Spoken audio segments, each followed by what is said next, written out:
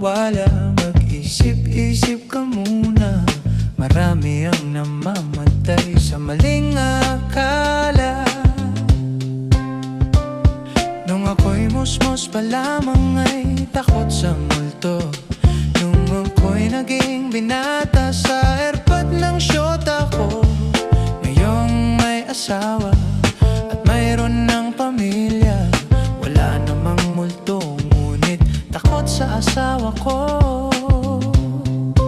Di mo na kailangang mag-alinlangan kung tama ang gagawin mo. Basta't huwag kalimutang magdahan-dahan kung di sigurado sa kalalabasan. Kalalabasan ng binabalak mo.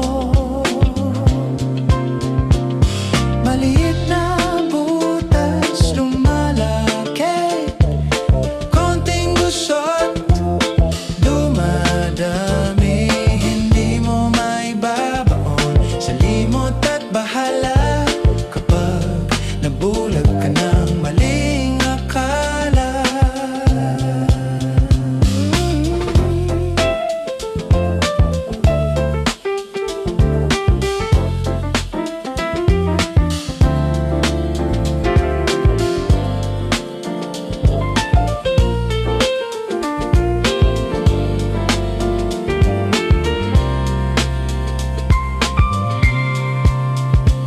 Nasaan na ba ako? Kaninong kamato? Ilang ulit na bang nagigising sa ibang kwarto? Naglayas sa bahay, akala madali ang buhay.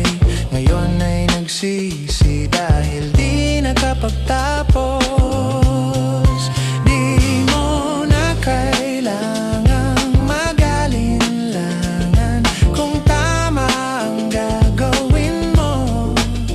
Basta't huwag kalimutang magdahan-dahan kung di sigurado sa kalalabasan.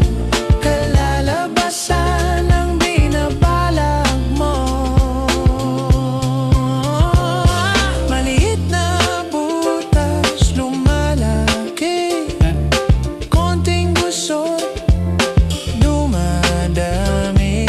Hindi mo maibabaon sa limot at bahala kapag nabulag ka ng maling akala.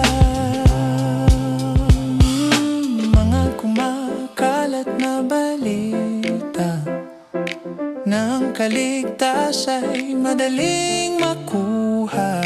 Bago maniwala, mag-isip-isip ka muna. Marami ang namamatay sa maling akala.